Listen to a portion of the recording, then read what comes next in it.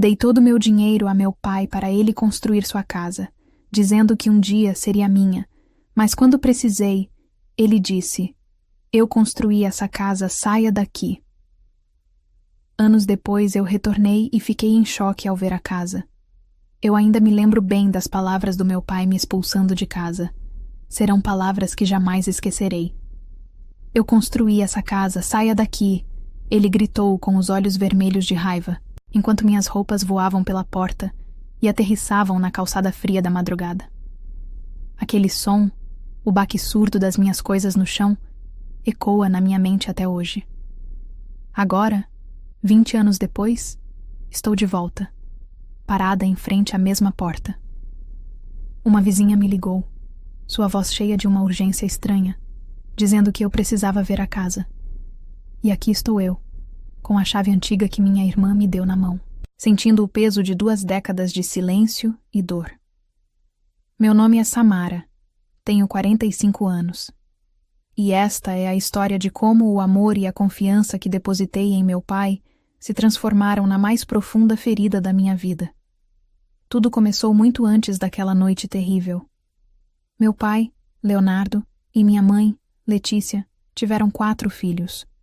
Eu era uma das mais velhas, mas a nossa família não parava por aí. Meu pai teve outros 3 filhos fora do casamento, todos frutos de traição. Minhas memórias da minha mãe são como fragmentos de um sonho bom. O cheiro dela, o toque suave de suas mãos no meu cabelo, o calor do seu abraço. Ela era o nosso porto seguro. Infelizmente, a vida nos pregou uma peça cruel. Minha mãe foi diagnosticada com câncer. Em vez de apoiá-la, meu pai buscou consolo nos braços de outra mulher. Enquanto minha mãe lutava bravamente contra a doença, meu pai colecionava casos.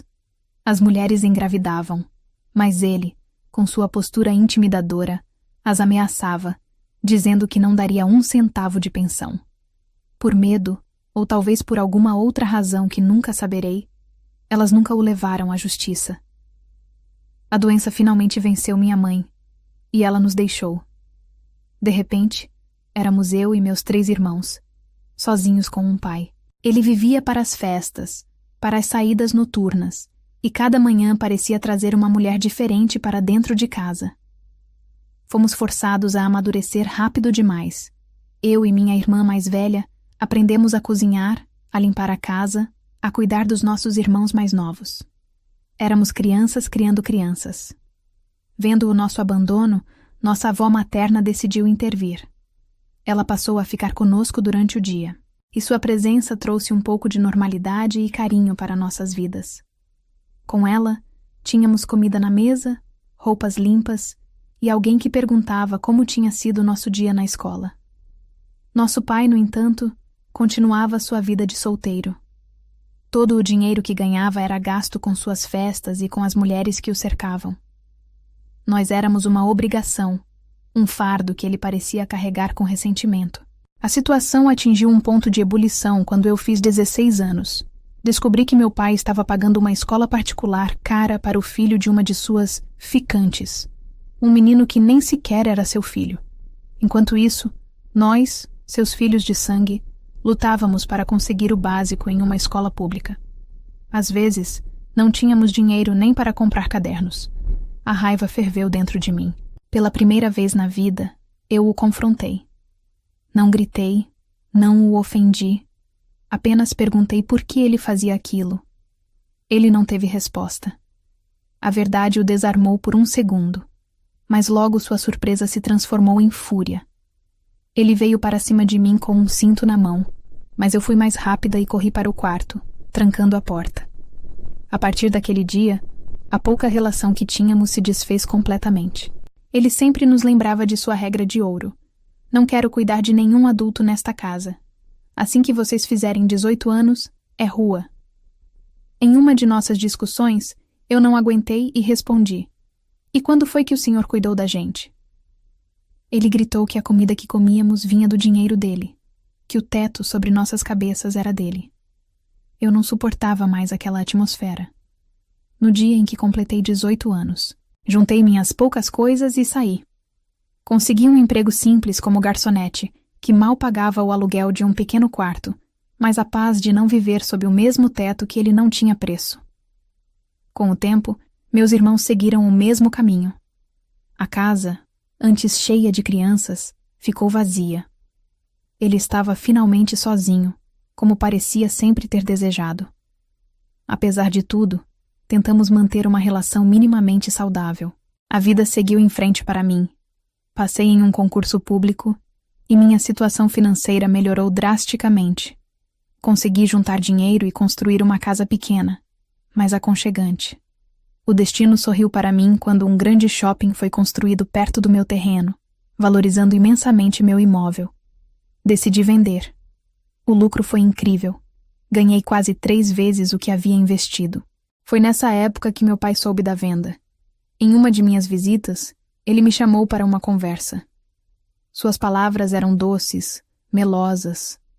Disse que se sentia muito solitário, que a casa era grande demais só para ele.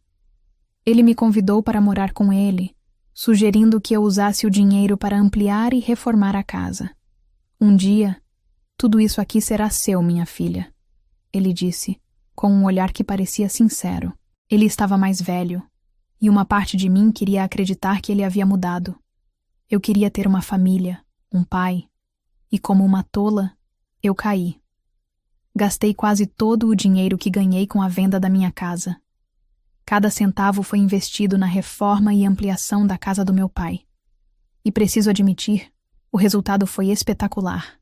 A velha casa, que antes era simples e um pouco escura, transformou-se em uma residência ampla. Eu projetei para mim uma suíte enorme, com um closet e um banheiro que parecia de revista. Era o quarto dos meus sonhos. Nos primeiros meses, vivi uma espécie de lua de mel. A convivência com meu pai era surpreendentemente boa. Nós jantávamos juntos, conversávamos sobre o dia, e ele parecia genuinamente feliz com a minha companhia e com a nova casa. Eu me sentia vitoriosa, como se tivesse conseguido resgatar a figura paterna. Acreditei que o homem egoísta e negligente da minha infância havia ficado para trás, substituído por um senhor que só queria paz e a família por perto. Essa ilusão, infelizmente, não durou muito. Os primeiros sinais de que as coisas não iam bem foram sutis. Começou com o som alto. Meu pai sempre gostou de música, mas agora, com um aparelho novo e potente, ele parecia determinado a testar os limites dos alto-falantes. Eram 10, 11 horas da noite de uma terça-feira, e a música sertaneja ecoava pela casa, me impedindo de ler ou relaxar. No começo, eu pedia com jeitinho. Pai, o senhor pode baixar um pouco o volume? Eu estou tentando me concentrar. Ele geralmente abaixava, mas resmungava algo como: Nossa, que velha chata. Eu ignorava. Achava que era apenas o jeito dele. Depois, vieram as mulheres. A casa nova e luxuosa parecia ter se tornado um ponto de atração. Ele voltava a trazer mulheres para passar a noite, assim como fazia quando éramos crianças. A diferença é que agora eu estava lá.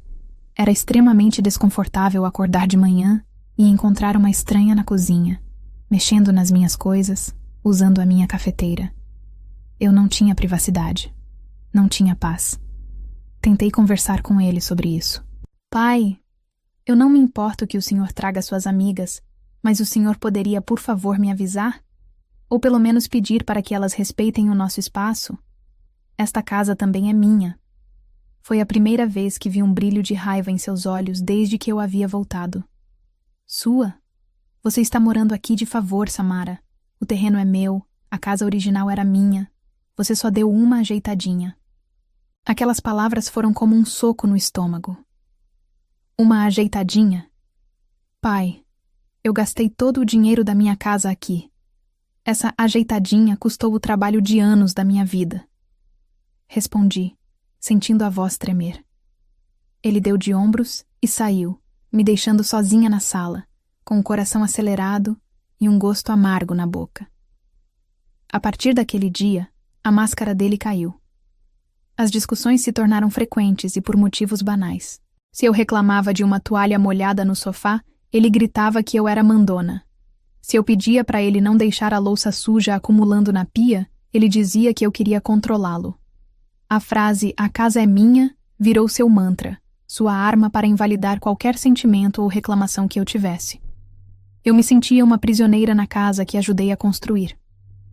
O ressentimento crescia dentro de mim. A noite da expulsão foi o ponto final. Eu estava na semana de provas para um concurso público muito importante. Era a chance de conseguir um cargo ainda melhor, uma promoção que mudaria minha vida. Eu passei o dia todo estudando. Estava exausta e precisava de uma boa noite de sono. Por volta das 2 da manhã, acordei com a casa tremendo. Meu pai estava na sala, bebendo sozinho, com o som no volume máximo. A raiva me dominou. Saí do meu quarto marchando até a sala. Pai, pelo amor de Deus, desliga isso! Eu tenho a prova mais importante da minha vida em poucas horas! Eu gritei, para ser ouvida por cima da música. Ele me olhou, os olhos vidrados pela bebida e pela raiva. Quem você pensa que é para me dar ordens dentro da minha própria casa, sua ingrata? Ele berrou de volta. A discussão explodiu. Eu joguei em sua cara todo o meu ressentimento. Falei sobre o dinheiro, sobre a promessa quebrada, sobre a falta de respeito. Gritei que eu tinha tanto direito àquela casa quanto ele. Foi então que ele se levantou, o rosto vermelho, as veias do pescoço saltadas. Ele caminhou até mim, parou a centímetros do meu rosto e, com um ódio que eu nunca tinha visto, proferiu as palavras que selaram o nosso destino. Eu construí essa casa. Saia daqui! Antes que eu pudesse reagir, ele foi até meu quarto e começou a pegar minhas roupas, minhas coisas, tudo o que via pela frente e a jogar pela porta da sala. Eu entrei em desespero, tentando impedi-lo, chorando e implorando para ele parar. Ele me empurrou com força para fora, me fazendo tropeçar no degrau da entrada. Ouvi o barulho da fechadura girando e me vi ali. Eu tinha 25 anos. Senti um frio que não era só da madrugada. Era um frio na alma. O amor de filha que eu ainda guardava por ele congelou e morreu naquela noite. Trêmula, peguei meu celular e liguei para a minha irmã. Ela me abrigou, sem fazer perguntas. Nos dias seguintes, meus irmãos tentaram falar com ele, mas meu pai era uma rocha de teimosia. Ele não me queria mais ali. 3 meses se passaram. Eu pedi transferência no meu trabalho para outro estado. Eu precisava recomeçar, longe daquela cidade, longe daquela casa, longe dele. Fui para uma cidade litorânea, determinada a nunca mais olhar para trás. 20 anos se passaram. Parece uma vida inteira. Na cidade litorânea para onde me mudei, construí uma nova existência, tijolo por tijolo, longe das sombras do meu passado. A brisa do mar era um lembrete da minha liberdade. Passei em um concurso ainda melhor. Comprei meu imóvel na beira da praia e encontrei o amor em um homem bom e gentil, que me mostrou como um relacionamento pode ser baseado em parceria e respeito.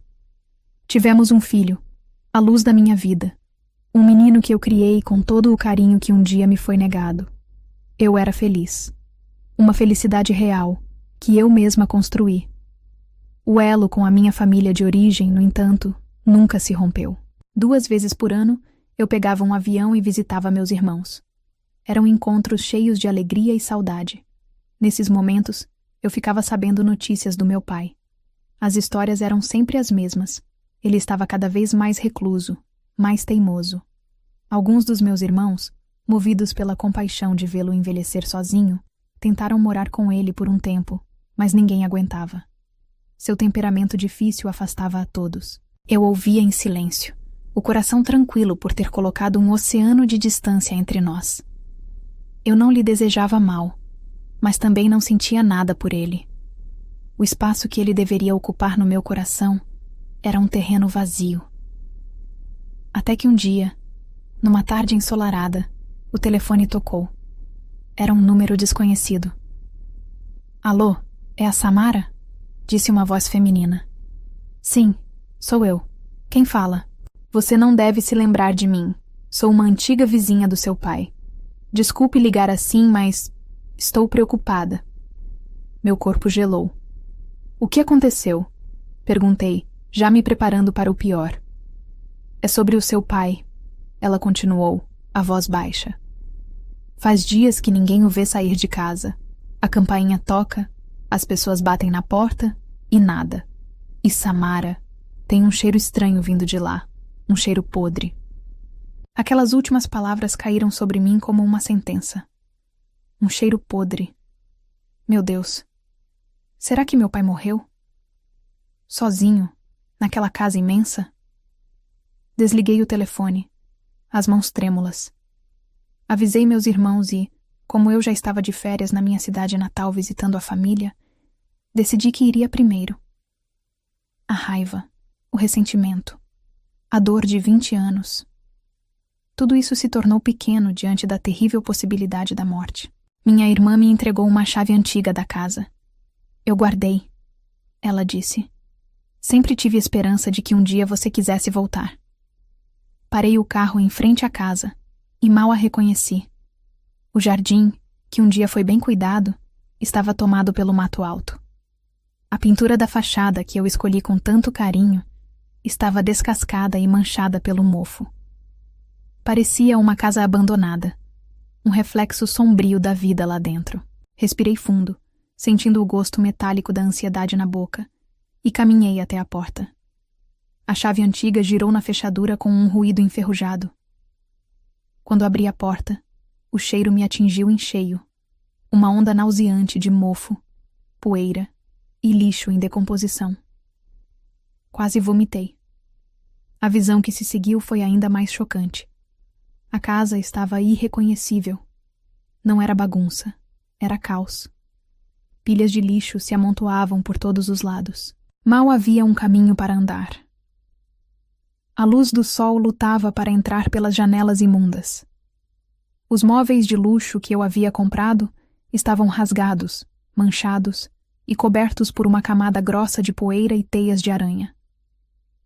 No meio da sala, onde deveria haver um belo tapete, estava a coisa mais bizarra de todas. Um piano de cauda, velho e empoeirado. Meu pai não sabia tocar uma única nota. Como aquilo foi parar ali? Movida por um impulso, me aproximei e toquei uma das teclas amareladas. O som não veio. Em vez disso, 3 ratos enormes saíram correndo de dentro do piano. Um grito agudo escapou da minha garganta. Foi o meu grito que o trouxe para fora das sombras. De um corredor escuro, surgiu uma figura magra e curvada. Ele estava deplorável. A barba comprida e suja, os cabelos emaranhados, as roupas em farrapos. Por um longo segundo, ele me encarou com os olhos vazios, sem me reconhecer. Quem é você? O que está fazendo na minha casa? Ele perguntou, a voz fraca e rouca. A ironia daquela pergunta me atingiu em cheio. Sou eu, pai. Respondi, a voz embargada. Sou a Samara. Seus olhos se arregalaram um pouco. Ele me reconheceu, mas não houve abraço, não houve emoção. Apenas um silêncio constrangedor. Tentamos conversar, mas as palavras se perdiam no ar pesado daquele lugar. Falei que a casa estava horrível e ele imediatamente ficou na defensiva. Estou organizando as coisas, ele mentiu. Nesse momento, meus irmãos chegaram. O choque em seus rostos espelhava o meu. Juntos, tentamos argumentar. Pai, o senhor precisa de ajuda. Não pode viver assim. Mas era inútil. Ele não queria jogar nada fora. Ficou claro para nós que ele não era apenas um homem teimoso. Ele estava doente. Nosso pai havia se tornado um acumulador compulsivo. Passamos meses tentando, em vão, convencê-lo. Eu já havia retornado para a minha casa, para a minha vida, deixando meus irmãos com a dolorosa tarefa de entrar na justiça com um pedido de interdição. Mas o destino foi mais rápido. O processo de interdição corria lentamente na justiça. Antes que qualquer decisão legal fosse tomada, recebi a ligação que, no fundo, eu já esperava. Era minha irmã, com a voz embargada pelo choro. Samara, o pai sofreu uma queda grave em casa. Ele estava no meio daquele lixo todo, tropeçou e bateu a cabeça.